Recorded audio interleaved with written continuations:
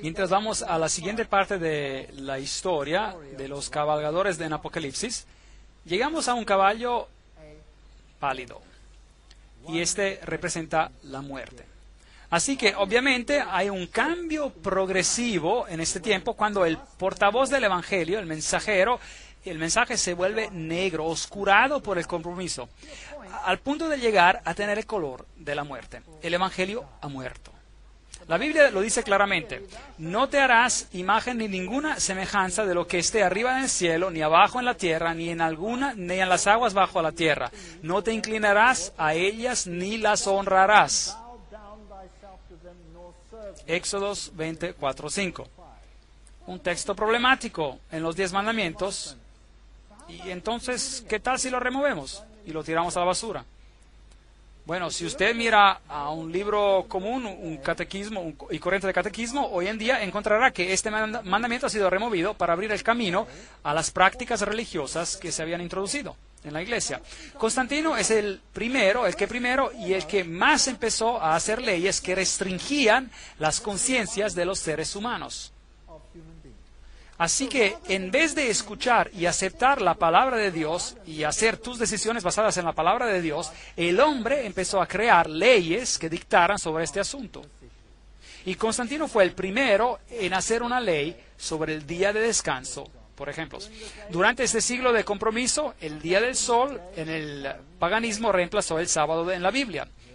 Un desarrollo muy interesante ocurrió aquí. La iglesia primitiva guardaba el sábado. Habían 2 regiones donde el sábado no era guardado en la iglesia primitiva. Una era en Alejandría, donde había una escuela muy liberal que más tarde se convirtió en la base, en la sede del gnosticismo, y la otra era en Roma. Y en esas 2 áreas se encontraba el bastión, la roca fuerte de la adoración del sol. Es interesante que cuando Alejandría fue destruida, el cambio de poder se mudó hacia Roma. Y finalmente, de ahí se esparció a través del mundo entero. Entonces, durante este periodo de compromiso, el día del sol reemplazó el sábado de la Biblia.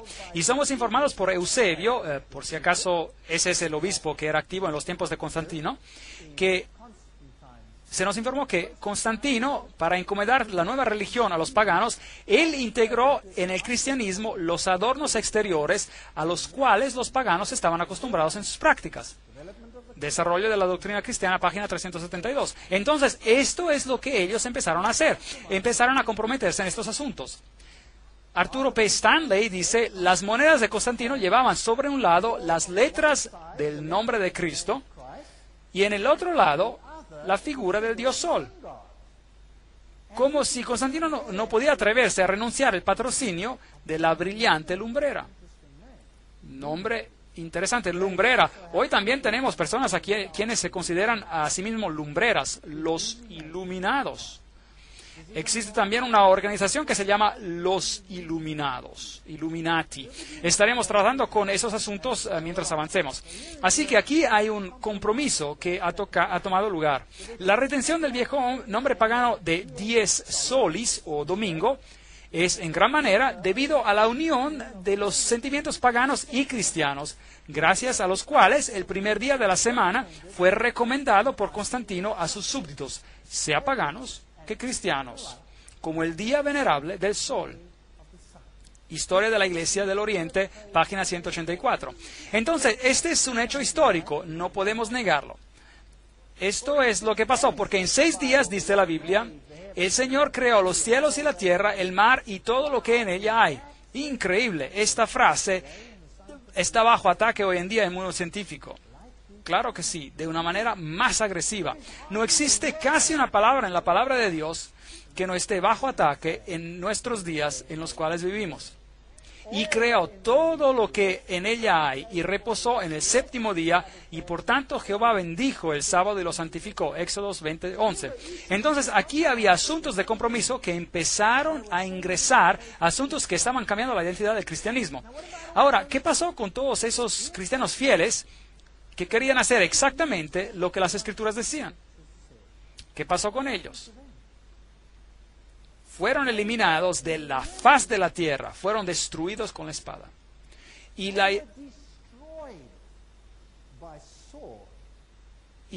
la historia de cómo pasó, de que fueron destruidos, es la más diabólica y terrorosa que podamos imaginarnos en el mundo hoy. Increíble. ¿Dónde reinó la iglesia primitiva?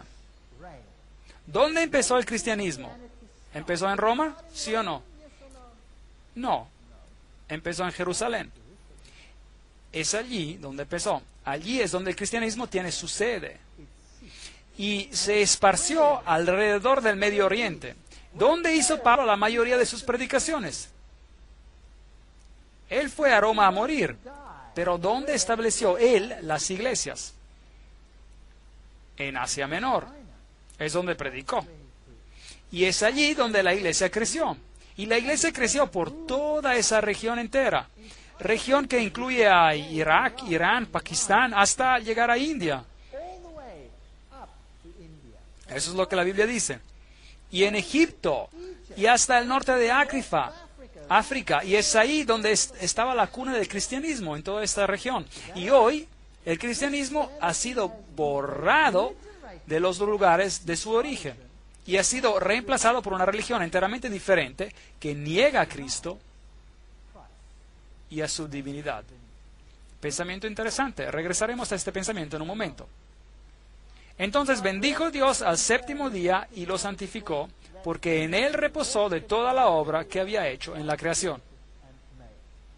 La Enciclopedia Católica nos dice: la iglesia, después de que cambió el día de descanso del sábado judío o 7º día de la semana al primero, hizo que el tercer mandamiento se refiriera al domingo como el día para guardar santo, como el día del Señor. La Enciclopedia Católica, volumen 4, página 153. Bueno, ¿por qué el tercer mandamiento? ¿Por qué no el cuarto, así como estaba en la Biblia? Porque habían removido el segundo mandamiento que dice: no te harás imagen. Ahora, ¿hace eso? ¿No es eso acaso manipular la palabra de Dios? ¿No es eso volver a escribir las Escrituras? Absolutamente que sí. Así que no solo ellos le quitaron a Dios a su autoridad, Dios que dice: recuerda al 7º día porque yo soy tu creador y yo te hice. Ellos quitaron la autoridad y dijeron: no, yo voy a decidir cuándo tú adorarás. Y yo soy tu nueva autoridad en tu vida. Así que el asunto no es tanto el asunto sobre un día, es más bien un asunto de autoridad. ¿Quién tiene la autoridad? El que hace la ley es el que tiene la autoridad. Y el que cambia la ley es el que tiene aún más autoridad del que la escribió en primer lugar. ¿Correcto o no? Entonces aquí hay un poder que dice, yo tengo más autoridad de Dios y yo la cambiaré. Es un asunto de autoridad. No se metan con Dios. Sus sacerdotes violaron mi ley y contaminaron mis santuarios. Entre lo santo y lo profano no hicieron diferencia y ni distinguieron entre lo inmundo y el limpio. De mis sábados apartaron a sus ojos y yo he sido profanado en medio de ellos. Ezequiel 22:26. Es una declaración interesante. Entonces ellos profanaron los sábados. No hacen diferencia entre limpio e inmundo. Espera un momento. ¿Acaso no nos enseñan hoy que no hay diferencia, que no hay más diferencia? ¿No es eso correcto? Miren, Cyril en la Nueva Versión Internacional en lengua inglesa dice que, y por eso Jesús declaró que todas las cosas ahora son limpias. Entonces la Nueva Versión Internacional inglesa lo dice, y la antigua versión inglesa King James no lo dice, pero la Nueva Versión Internacional sí. Inglesa sí, lo dice. Es muy interesante. Tendremos que analizar este asunto. Es un poco complicado ahora. Lo menciono aquí solo para despertar su interés. Así que el caballo negro representa ese tiempo de compromiso cuando las cosas empezaron a cambiar. Y llegando al 538 después de Cristo, salió un decreto que un cierto poder, es decir, el obispo de Roma, tenía el poder de corregir a los heréticos. Eso significa que él se convirtió en la autoridad para dar órdenes sobre la conciencia del hombre. Interesante. No Dios, el hombre había tomado esta posición. Y una vez que el hombre usurpa la autoridad de Dios, entonces el Evangelio está muerto. Porque mi Biblia dice que no hay otro nombre bajo el cielo dado a los hombres para ser salvo. Y mi Biblia dice que no hay otro mediador excepto Jesucristo hombre. Y mi Biblia también dice que si alguien peca, nosotros tenemos un abogado, y ese abogado es Jesucristo. Pero ahora aquí tenemos otro abogado. Tenemos que ir a otro lado para encontrar el perdón. Y tenemos a alguien que nos dice lo que es correcto y lo que es incorrecto, yendo en contra de lo que dice la palabra de Dios. Y esto es problemático. Esto es problemático. Cuando abrió el cuarto sello, miré y vi a un caballo amarillo. Y el que lo montaba tenía por nombre Muerte, y el Hades lo seguía. Hades, la tumba. Esta es una triste historia de cómo el mensaje del Evangelio de Salvación fue llevado al punto de muerte. Y les fue dada potestad sobre la cuarta parte de la tierra. Así que este poder quita el portavoz del Evangelio y controla una cuarta parte de la tierra. Ahora, este es un punto interesante.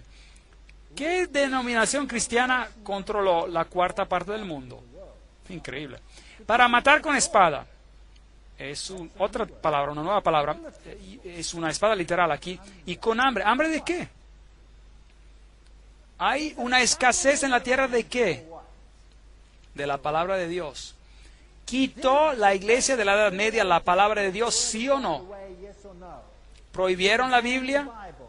Era pecado hasta el punto de pagar con su vida el tener y leer la Biblia, ¿sí o no? Sí, la historia prueba el hecho. No estoy atacando a ningún individuo. Estoy hablando acerca de un sistema. ¿Y qué hay detrás de ese sistema? Hay muchas, muchas personas queridas, hambrientas por la verdad en cada religión del mundo. Y creo que muchas de ellas, Dios las reconoce como suyas, porque ellas están viviendo según la mejor luz que poseen. Así que no juzguemos a las personas. Estamos hablando aquí acerca de un sistema. Y es un sistema muy, muy triste. Mi padre quería ser un sacerdote católico romano. Y él era un muy, muy buen católico. Yo fui criado como católico romano y me volví ateo. Pero regresé a ser católico otra vez. Y cuando descubrí la Biblia, vi que había muchísimos asuntos que no eran bíblicos. y tuve que tomar una decisión. Y creo que cada persona tiene que llegar a ese punto donde tenemos que hacer una decisión entre ser llenado por las cisternas hechas por hombres o por las cisternas de Dios, y con mortandad y con las fieras de la tierra. Entonces, ¿cómo mataba este poder? Él mataba con la espada, es literal, la espada que él hizo, y él mató con el hambre de la palabra de Dios, y él mató con la muerte y con bestias. Una bestia en Daniel es un reino. Las 4 bestias que viste son los 4 reinos que saldrán de la tierra. Daniel capítulo 7. Entonces, él mató con poderes políticos. ¿Acaso lo hizo la iglesia de la Edad Media? ¿Esto en la Edad Media? ¿Sí o no? Absolutamente. Tome a los valdenses, por ejemplo. Los valdenses fueron destruidos de la faz de la tierra. Los albigenses en Francia. La primera alianza entre una nación europea y Roma fue con los francos. El rey Clodoveo se convirtió en el emperador campeón por la causa. Y cualquier oposición se destruía. Y el evangelio murió. El hombre había tomado la posición de Dios. Así que los nuevos cristianos, en cuanto a sus pensamientos y hábitos, eran lo mismo que los viejos paganos. Su ingreso a las iglesias no quitó el paganismo. De lo contrario, masas de paganos bautizados significaba que el paganismo había diluido, debilitado las energías morales del cristianismo, organizado al punto de la impotencia. Siglo de la cristiandad, una historia concisa, página 58. La historia atestigua de los hechos. Y desafortunadamente no los puedo cambiar, no los inventé. Solo les estoy diciendo lo que el libro de Apocalipsis dice acerca de estos asuntos. La fe había muerto. Y el formalismo tomó el lugar de la simple y hermosa confianza en el Hijo de Dios. ¿Sabían? Cuando yo era un católico, solía sentarme en la iglesia y sabía que, de acuerdo a las enseñanzas, la hostia estaba en el tabernáculo, en el sagrario, y ese era Dios. Y yo podía orar a Él. Y solía sentarme y decir, ¿por qué no me contestas? ¿Por qué no puedo traer mis problemas a ti y hablar contigo como a un amigo? Todo es ritual. Si tú quieres comunicarte con Dios, di las 10 Ave Marías, un Padre Nuestro, 10 Ave Marías, un Padre Nuestro, 10 Ave Marías, un Padre Nuestro, y rezar todo el rosario y terminar con una confesión de fe. Y si aún no lo has alcanzado, hazlo nuevamente. Y otra vez, y otra vez. Y más lo haces, mejor. ¿Es eso comunicarse con alguien? ¿Es así como hablaría con alguien que ama? ¿Saben? El hombre tiene una hambre de comunicarse con Dios. El hombre tiene una hambre de tocar y sentir la mano divina. Y el ser humano está siendo robado de la hermosura y la simplicidad de comunicarse con Dios. Orar no es bajar a Dios hasta nosotros. Antes bien, orar es elevarnos a Él. ¿No es eso maravilloso? El sentido de ser elevados. Se nos deja aquí abajo con todos los problemas del mundo sin solución, cuando Dios se encuentra al alcance de una oración. Si podíamos decir, Señor, tengo un problema, ¿puedo venir hacia ti? Estoy seguro que el Señor agachará su oído hacia nosotros y escuchará cada palabra que nos preocupa. Podemos tomar los más grandes problemas y los más pequeños problemas directamente a Dios. No necesitamos a nadie más. Es una verdad hermosa. Y cuando la descubrimos, entonces no importa cuán glorioso y pomposo y hermoso todo el resto sea. Sin amor no hay nada. ¿Qué dice Salomón? Prefiere vivir en el rincón de un techo y mejor tener una casa llena de hojas de repollo que una casa llena con buena comida si no hay amor. No tiene sentido. Prefiere ser pobre y tener amor que tener riquezas y tristeza. No hay nada malo en ser rico. Dios bendice a las riquezas también. Es el amor por el dinero que es la raíz de toda maldad. Si deja el amor afuera, entonces tiene un problema. Entonces, una unión de la Iglesia y el Estado ocurrió.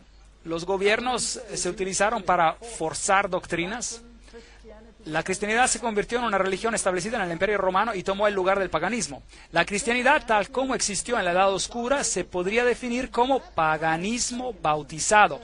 Historia de la Iglesia, siglo II, capítulo 2, sección 7. Estas son declaraciones hechas por las iglesias mismas.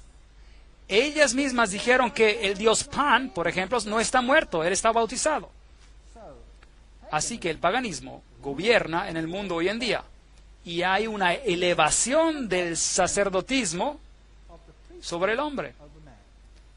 Es la cosa más diabólica que haya pasado en la historia de la raza humana. ¿Sabía esto? Elevar una porción de la humanidad para controlar la conciencia de otros seres humanos. Y tenemos el mismo problema hoy en día. Hay algunos que creen que porque tienen teología, ellos tienen el derecho de controlar tu conciencia. ¿Qué pasa? Cada uno de nosotros es responsable ante Dios mismo. Y la Biblia no enseña nada de eso, a no ser que usted cambie el texto de la Biblia. Estaremos tratando con este asunto. La Biblia ha sido cambiada en algún lugar, no en las viejas traducciones. Todavía está muy bien. Pueden leer la vieja Biblia en alemán, de la de Lutero está bien. Pueden leer la Biblia armena, está bien. Pueden leer cualquier Biblia de Rusia a Serbia. En cualquier parte del mundo las encontrará bien y correctas. Pero hay un problema más tarde, donde hay una elevación del sacerdotismo sobre las personas en general. No hay cosa semejante, enseñanza semejante a la Biblia. La senda de los justos es como la luz de la aurora, que va en aumento hasta que el día es perfecto. Proverbios 4:18. Así que la luz de la verdad penetraría en esta oscuridad y Dios no permitiría que su evangelio muriera. Entonces Dios tuvo que hacer algo. ¿Cuál fue la siguiente iglesia que trajo la luz y la palabra de Dios a las personas? ¿Recuerdan las 7 iglesias? Tenemos la iglesia que ingresó. ¿Cuál fue? Sardis. ¿Y representaba qué? La reforma. Para reformar lo que había muerto. Realmente no es un concepto complicado. Y cuando él abrió el quinto sello y vi debajo del altar las almas de los que habían muerto por causa de la palabra de Dios y del testimonio que tenían, y clamaban a gran voz diciendo: ¿hasta cuándo, Señor santo y verdadero, vas a tardar en juzgar y en vengar nuestra sangre de los que habitan sobre la tierra? Ahora, ¿son estas almas literales debajo del altar? Pues si es así, tiene que estar bien lleno de gente en ese lugar. ¿O es esto más bien la sangre de todos los santos clamando a Dios? ¿Cuándo vas a hacer algo con esto? Creo que esta es la imagen que se nos está dando aquí. Así que aquellos que murieron por la fe, todos aquellos que fueron destruidos por lo que creyeron, gritando y clamando a Dios, entonces se les dio vestiduras blancas y se les dijo que descansaran, durmieran, es decir, todavía un poco de tiempo hasta que se completara el número de sus consiervos y sus hermanos que también habían de ser muertos como ellos. Dios dice: estoy en control, va a ponerse peor. Pero esperen hasta que todos los que a través de la historia todavía van a morir en la fe o por la fe y vean que sean juntados todos, entonces el reino vendrá. Entonces, estos son instrumentos de tortura que se usaron. Nada pudo parar el anuncio del Evangelio. ¿Sabía que algunos de esos instrumentos de tortura seguían siendo utilizados en 1974? Muy interesante. Franco, en España, usó estos mismos instrumentos de tortura todavía en los años 70. Amados, por el gran deseo que tenía de escribir acerca de nuestra común salvación, me ha sido necesario escribiros para exhortaros a que contentéis ardientemente por la fe que ha sido una vez dada a los santos. No te des por vencido, porque algunos hombres han entrado encubiertamente, los que desde antes habían sido destinados para esta condenación, hombres impíos que convierten en el libertinaje la gracia de nuestro Dios y niegan a Dios, el único soberano, y a nuestro Señor Jesucristo. Judas, versículos 3 y 4. Increíble, así que justo ahí en la iglesia primitiva entró la corrupción. ¿Y qué negaron? A Jesucristo, el único Señor, Dios, y a nuestro Señor Jesucristo. Entonces, un cambio ya había ocurrido en la iglesia primitiva. un gran problema. Y veremos lo que hicieron, porque vamos a entrar en los detalles y cómo eso nos afecta a nosotros hoy en día. Porque estas personas inteligentes hicieron lo mismo con nosotros y ni siquiera lo sabemos. ¿No es triste? Así que Dios quiere que sepamos, como estratos sucesivos de la tierra cubriendo uno sobre el otro y capa después de capa de falsificaciones y fabricaciones se acumularon en la iglesia, el Papa y el Concilio, página 117. No solo falsas doctrinas elevando al hombre más allá de Dios, pero también falsos manuscritos corrompiendo la palabra de Dios. Pero había los valdenses. ¿Y de dónde consiguieron ellos sus manuscritos? Los consiguieron de la iglesia de Siria, desde la cuna del cristianismo. No los consiguieron de Roma. Ellos permanecieron con las escrituras a través de los siglos. Es interesante que esas naciones que aparecieron en las áreas altas tenían las escrituras. Pero había otros documentos que habían sido usados en Alejandría y en Roma. Y trataremos con eso en otra conferencia. Y estas personas hicieron de la palabra de Dios su bastión y su fortaleza, y la predicaron, y por eso la ira del mundo estaba sobre ellos, y lucharon con uñas y dientes. Fueron quemados, fueron arrojados. Las cabecitas de los bebés contra las rocas los arrojaron a precipicios, pero el Evangelio no moriría. Esta es una vieja iglesia Valdés. Y esta es una antigua mesa que se utilizaba para transcribir, copiar los manuscritos de la Biblia. Y luego lentamente la fe fue elevada nuevamente. En 1370 la autoridad de la Biblia fue declarada con poder por Wycliffe. Y en el 1400 la obediencia a Dios, obedecer a Dios antes que al hombre. Y él murió por su fe, Juan Hus. Y esos son los hombres vestidos de blanco. Y luego, salvación por gracia, Martín Lutero. ¡Qué valiente! ¿Lo hizo todo perfectamente? Absolutamente no. Pero el hombre vivió según el conocimiento que tenía, ¿verdad?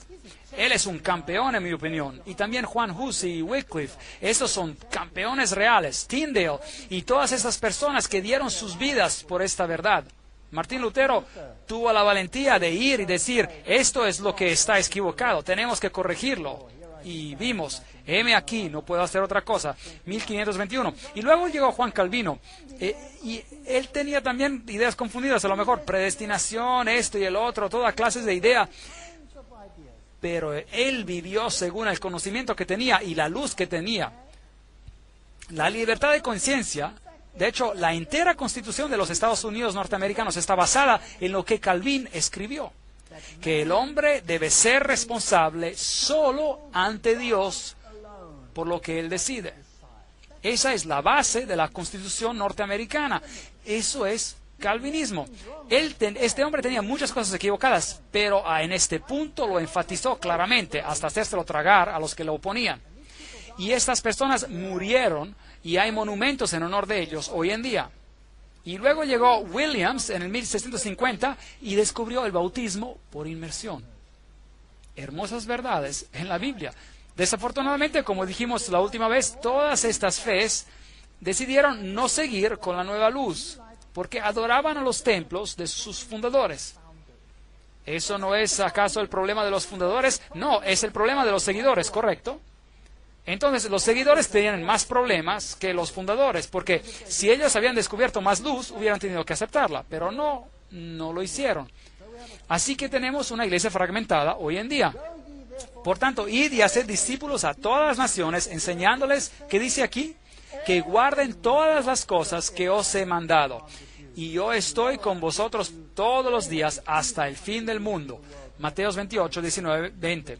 Esos son los asuntos que son importantes. Todas las cosas. No solo aceptaré lo que mi fundador descubrió. Todas las cosas o nada. Así que si están buscando por una iglesia, ¿qué harían? ¿No buscarían ustedes una iglesia que ha aceptado todas las verdades de todas las fees? ¿Sí o no? ¿No buscaría por una iglesia que en la Biblia, que hace todo de acuerdo a la Biblia en sus doctrinas, por lo menos según en sus doctrinas, todo en acuerdo con la Biblia. No mire a individuos, porque individuos no son de confianza. Usted debe mirar a la Biblia y a cuál es la enseñanza oficial de esa iglesia, por ejemplo. Y si es lo que la Biblia dice y solo la Biblia, entonces sígala. No debería ser tan difícil, no debería ser tan difícil. Y luego vino Wesley, y él elevó a Jesucristo como nadie más antes lo había elevado en el mundo antes. La señoría de Jesucristo. Jesucristo es el Señor. Si el Señor Jesús no es el centro, el autor, el cumplidor de nuestra fe, déjenlo. Entonces la doctrina no es bíblica. Entonces, qué gran descubrimiento de luz vemos acá. Miré y cuando abrió el sexto sello, y hubo un gran terremoto. Interesante. Así que ahora estamos entrando en un periodo de tiempo muy interesante. La Reforma había hecho su trabajo. Las iglesias que seguían después de Sardis fueron, ¿cuáles? ¿Se acuerda? Representadas por el nombre de Filadelfia. Y aquí había una acumulación de verdades. Pero antes de este acontecimiento, algo tendría que iba a pasar. ¿Qué iba a pasar? Miré y cuando abrió el sexto sello y hubo un gran terremoto y el sol se puso negro como tela de luto, la luna entera se volvió toda como sangre y las estrellas del cielo cayeron sobre la tierra como la higuera deja caer sus higos cuando es sacudida por un fuerte viento. Apocalipsis 6, 12 y 13. Esas son señales celestiales. ¿Acontecieron? Claro que sí. El Evangelio de Marcos dice la misma cosa, el capítulo 13, 24. Pero en aquellos días, después de aquella tribulación, esa tremenda persecución, donde los hijos de Dios fueron casi exterminados de la faz de la tierra en la Edad Media, por medio de la Inquisición, de los 30 años de guerra, de la guerra de 100 años, de la masacre, la matanza de San Bartolomé, y los hugonotes fueron exterminados. Y entonces vino la luz. Después de aquella tribulación, que terminó aproximadamente en el 1798, y regresaremos a esa fecha en otra oportunidad, el sol se oscurecerá y la luna no dará su resplandor. Bueno, aquí está la historia de Ware, en New Hampshire, en un estado, porque el cristianismo se había huido, el cristianismo basado en la Biblia se había huido a Europa y se había establecido en varias regiones en el mundo. En el Nuevo Mundo, en los Estados Unidos de Norteamérica en particular, en la parte de sur de África, en Australia. Y es allí donde el cristianismo se huyó. Interesante ver lo que está pasando en estas regiones del mundo hoy en día. El día oscuro del estado de Nueva Inglaterra, tan familiar para viejos y jóvenes, llegó el 9 de mayo de 1780. A cerca de las 11 comenzó a oscurecerse como si la noche llegara. Los hombres dejaron de trabajar, el ganado regresó a sus establos, a las ovejas gimiendo se juntaron a las terjas, los pájaros gritaron y volaban a sus nidos y las aves regresaron a sus perchas.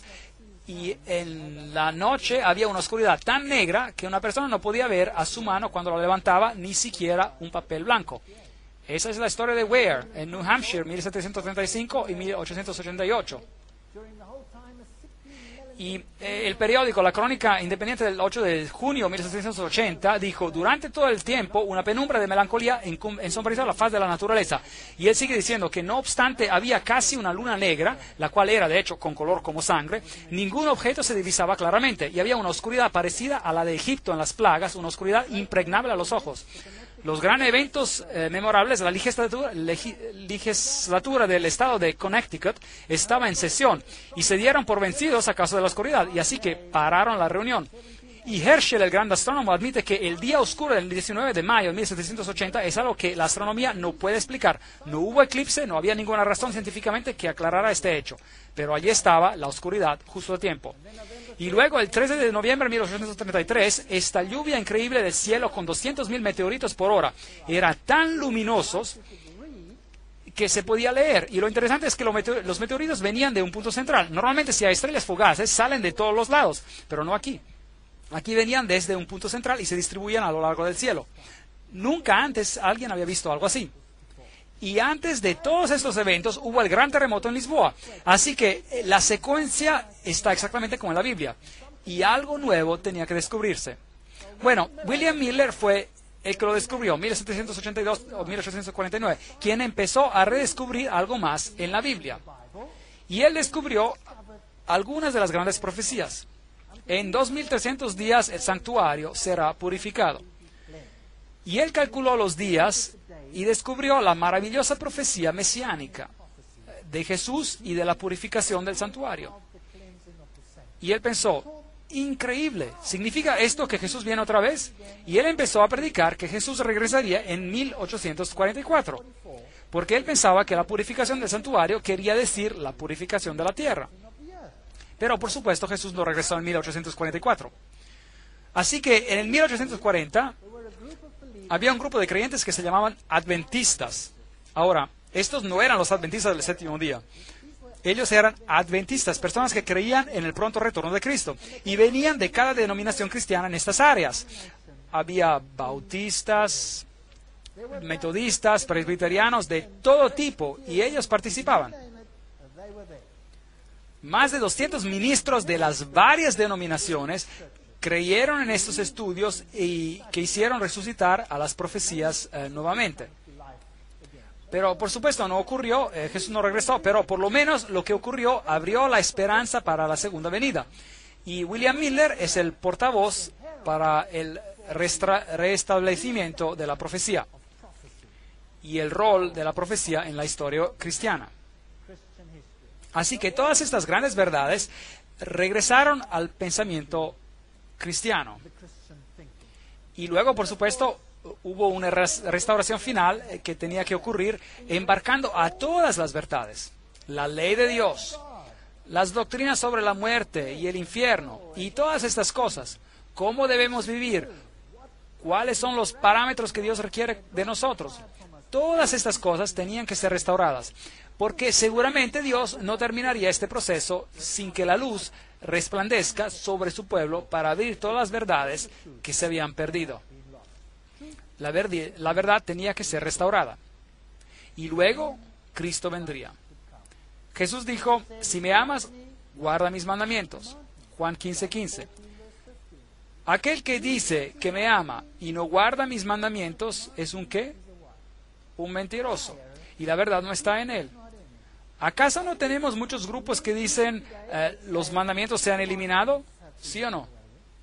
Sí. Se han sido clavados a la cruz. Jesús dice que la ley nunca pasará. Cielos y tierras pasarán, pero ni una jota ni una tilde será removido de la ley hasta que todas estas cosas sean cumplidas.